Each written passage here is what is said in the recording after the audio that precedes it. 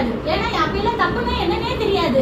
ஏன்னா அதுக்கு முன்னாடி வரைக்கும் இப்ப பிசாசு உள்ளக்க நுழையிறது வரைக்கும் என்ன இருக்கு, அவங்க ரொம்ப ஹாப்பியா இருக்காங்க, ஒருத்தருக்கு ஒருத்தர் நல்லா பேசிக்கிட்டு ஜாலியா இருக்காங்க. அதுக்கு மேல தேவன்கிட்ட நல்லா பேசி சந்தோஷமா இருக்காங்க. அவர் வரும்போதெல்லாம் என்ன செய்றாங்க, சின்ன பிள்ளை மாதிரி ஓடி போய் பேசுறாங்க. இப்ப நீங்க சின்ன பிள்ளையா இருந்தா அப்பாட்ட எப்படி போவீங்க, ஓடி போய் ஏறிக்குவீங்க தானே. அது போல அவர்கிட்ட எப்படி ஓடி போய் பேசுறாங்க. அப்ப ஜாலியா இருக்குமே இருக்காதா, அப்படியே ஜாலியா இருக்காங்க. இதை யார் பார்த்துட்டே இருக்கா, சாத்தான் பார்த்துட்டே இருக்கான். அவனுக்கு என்ன செய்யுது, வயிறு எரியுது.